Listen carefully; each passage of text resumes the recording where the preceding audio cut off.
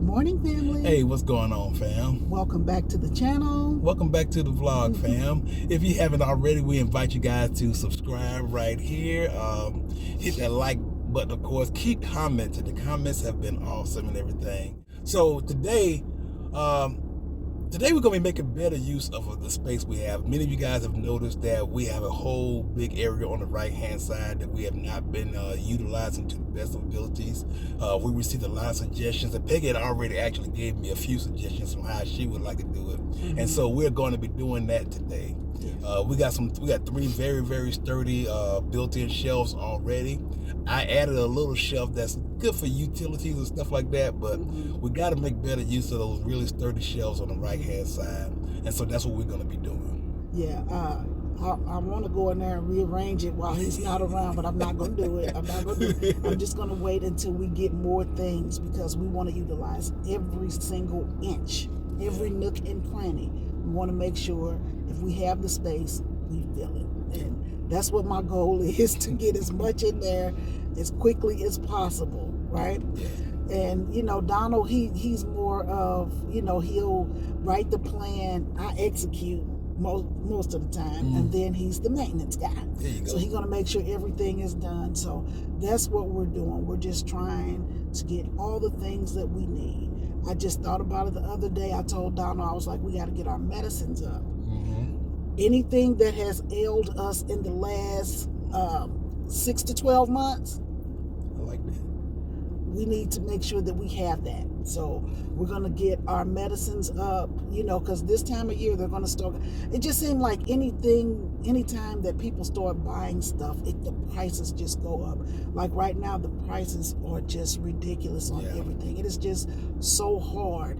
And so we're going to go, I'm going to be watching CVS, because they run some really good specials, like if you buy an ibuprofen, you get one free. Sometimes we go to Costco, they have a good deal.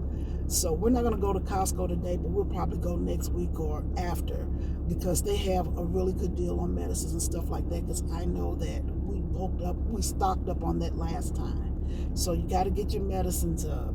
You make sure you have your first aid kit. The first aid kit, right? You have to make sure that first aid kit is up to par. Those of us who are on a regimen of taking medicines, what I do is I try to get all of mine as soon as I can, because say for instance I'm taking high blood pressure medicine, I want to get it all, as much as they will allow me to get, so that I'll have it stacked up, because it's just what you have to do. Yes. And we're going to be getting some more non-food items too, like, the soaps and the hand sanitizers and stuff like that. So that's probably what we're going to be getting today. Y'all noticed that in last week's video, I got some food grade buckets. I shared it with you guys, and a lot of people have gave a lot of suggestions where you can get food grade buckets. Well, I've been doing a lot of research about food grade buckets. And I noticed that our bucket we got from Walmart was a recycle number 2. All plastics in America have recycle numbers on them somewhere. 1, 2, 3, 4, 5, 6, or 7. For food grade buckets, you want to use 2, 4, and 5. 1 is safe, but 1 is usually reserved for like pets and stuff. I would like to use 2, which is the best. It's high density polyethylene. Well, it doesn't retain chemicals. It doesn't allow chemicals, odors to get into your food and stuff like that. So I'm glad that our bucket is food grade too, and we're gonna be starting to fill those buckets up. Probably rice, because we only have like about a 5-pound bag of rice, and rice and beans is gonna be a staple should we require to divvy out our food and make it last over a long period of time. Yeah, there's so much you can do with rice. Rice and beans and stuff like that. Yeah, so that's what I was saying in a previous video. Like, you want to get necessary first. So that's what we're doing today. We're getting the things that are necessary, and then after we have that, then we can get you know, like a splurge or a treat or something like that. Yeah, I used to have emergency cookies. We're not on the Emergency cookies. For those of y'all who've been with us a while, you remember the emergency cookies and stuff. Yeah. We also heard you guys request for the macro recipe. Peggy had an old macro recipe that we used in our biscuit video from a while back, but she's improved on that, and she's gonna be sharing that with y'all next week, right? Yeah, next week. So look for it'll be the first video next week. We'll come with a macro recipe. We'll put it in the beginning so you'll see it, and then we'll go on to the normal regular scheduled programming. there you go. So we're about to head out. We're gonna go ahead and grab some items that we have a list for. Then we're gonna come back and reorganize our pantry into a much more efficient use of space, sturdier use of space, and we're gonna share all that with you. Then I have a couple tips at the end I just want to share with you guys. So we got a full video today, so we can go ahead and head out, and we'll see you at the first spot. All right, fam. All right.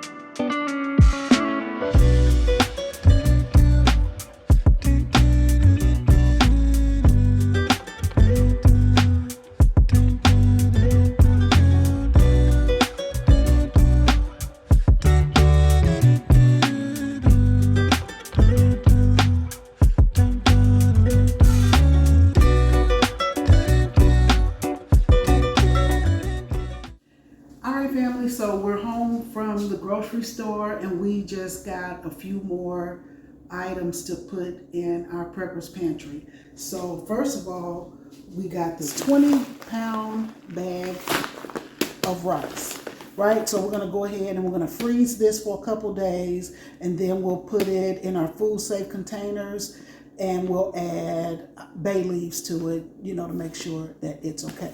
All right, so we got that. I went ahead and got me some Alfredo sauce. So if you remember the last pantry, we probably had about 80 jars of that, but we love this stuff, so that's why we got it. We got stuff that we could make that would stretch out, right? But Donald loves these little Knorr side deals, so you know he could have a piece of meat and we could open one of these. Actually, we could probably share these. So they were $1.26. Now, when we first started prepping, I think we were paying like 98 cents for these. So they went up just a little bit, but not much. I know I used to buy them for like 98 cents or maybe like $1.05 or something like that. But there was just a slight price increase on that. Then he loves these instant potatoes, but he simply likes them. 98 cents each. I think I got 12 of those as well. I'm going to tell you about this deal I got, right? I went to Home Goods. This is hand sanitizer. I got this for $2.05. At my Home Goods, they only had like 2 left, so I grabbed both of them. But it was really a good deal. $2.05. So check your local Home Goods to see if they still have them. So then let's come over here. We have the shelf-stable milk. These are different little packets. There's 10 pouches of shelf-stable milk in here. So these will be good. We wanted to do the packets because we could just pull one out, use it. We don't have to worry about closing it up or worrying about anything getting inside. So that's why we got this one. And then, of course, you cannot go wrong with the Kraft macaroni and cheese. So we like these too. I got beans this time. I got dark beans. Now, I got dark beans because I make red beans and rice. Beans and rice, those two things will stretch. You get full off beans and rice, you really do. So we always make sure we have beans and rice in our pantry because you could do so many different things with beans and rice. Okay, you could just eat them by themselves actually. And then we went over to the dollar store because we're going to start with our non-food items. So this was just a start. I just took $20 in there and grabbed a few things. So we got some hand soaps, some bath soaps, and I got these refill on hand soaps too. They didn't have many, so I grabbed all that they had. So this is what we did today. Every week it'll just be something different. We have to get to Costco so we can really get the bulk items. But for right now, this will do fine. Alright fam, so Peggy has just shown you what we have grabbed today to add to our small apartment prepper's pantry. And so now it's my responsibility to find a good place for it. Now, in the truck, we discussed how we're gonna try to make better use of the right hand corner. Let me go ahead and show y'all, remind y'all what the pantry looks like right now. So my clothes are still in here, and it's blocking all these shelves on the right hand side. So first thing I gotta do is take these clothes out so we can see what we're working with. And so here it is now with the clothes taken out. You see all these shelves now.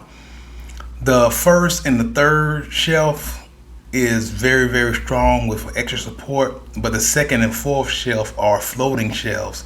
So I'm gonna have to be mindful of that and make sure I adjust accordingly, not put too much weight on it. And I'm probably gonna have to find some sort of a strengthening system so I can actually not be limited by what the shelves can hold.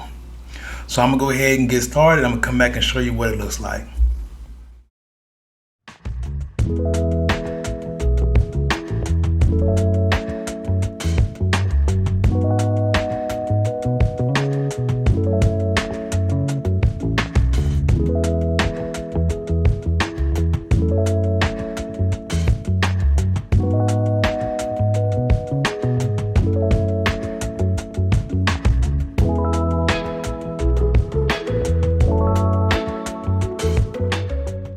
Alright, so first thing I did was I took the canned goods that was on the middle shelf and I moved them to the bottom right hand corner shelf. I don't feel like that bottom shelf has any kind of weight limit. I don't think I can put like 1,000 pounds on it, but that's more than the amount of weight we're gonna have. So I feel like I can put whatever I want to in that bottom shelf. So there's a lot of space in the back where I can put a lot more canned goods. So I think we're gonna end up with about 10 to 15 more cases of canned goods for a long period of time. As I moved the canned goods from the middle shelf to the bottom shelf, I brought the dry goods from the little utility shelf that I installed last week and put that on the original shelf. And then put the even lighter items that we have, like the dry potatoes and stuff like that, on that utility shelf. We also have this third shelf where the rice is going to be. Right now those buckets are empty because we haven't frozen the rice yet. We're going to freeze them overnight, and then we're gonna come back and put a bay leaf in them, and then we're gonna empty them into the food safe containers. But we got them on the third shelf, which is one of the stronger shelves that we have in our closet right now. And we also got our heavy Alfredo jars and spaghetti sauce jars and stuff like that. And I decided the shelf above it, the fourth shelf, I'm going to put my food preparation. And that's one thing I want to talk to you guys about. Like, you got to have food preparation because you can save all the food you want, but if you don't have a way to prepare the food, then like when the power's out, if you're relying on an electric stove or something, you don't have it, how are you going to cook your food? You can be sitting there with a bunch of canned goods. And also make sure you got spare can openers too. Don't rely on electric can openers. That is a rookie prepper mistake. Don't be a rookie. But yeah, so my alternate food preparation items is on this fourth shelf right here. The soaps that Peggy just bought, we put on the very, very top. Now, that's something I learned a while back. Fumes from cleaners and soaps and everything rise. And the longer you have them above your food, especially when you don't have any kind, like just a wire shelf between levels, the smells and odors can get into your other food, like your cereal boxes and stuff like that. So I've always put my soaps and cleaners on the top shelf. That way when the fumes rise, they rise up. Now, if they spill down, that's gonna be a whole separate matter. You just gotta be vigilant, make sure it's not spilling and stuff like that. Make sure you're paying attention to your prepper's pantry. I check on mine every day because it's right here in the man cave. It's right there. I know you can't see it on camera, but it's right there. So I think this setup is going to work pretty good for us. There's a lot of space, like I said before, behind in the back corners up against the wall and stuff like that I'll be able to visibly see. You got to be able to see what you have. If you have like a tub or a tough box, you don't know what's on the bottom. You got to try to find a way to at least see what you have, or maybe even keep an inventory sheet of what you have and with them expiration dates or best buy dates if you want to try to stick to those dates if you want to. So this was going to allow me to see everything we have, let me know when we're short, allow me to rotate the things in. New items always go to the back, and you bring your old items to the front. That's how you got to rotate your stuff to make sure you're not wasting your food. That's another one of those tips that you probably already heard. If you guys are serious about prepping, you probably already know that. But let's go ahead and share that to people who have not been doing it as long as we have. I want to talk to you guys about something. So right here, I have a roll of insulation. Now, this is a roll of insulation that Peggy and I bought while we was out in the RV because we had a hard time trying to keep our RV cool in the summer and warm in the wintertime. So we would put some of this insulation stuff on the windows. And it worked okay. It's the reflective stuff.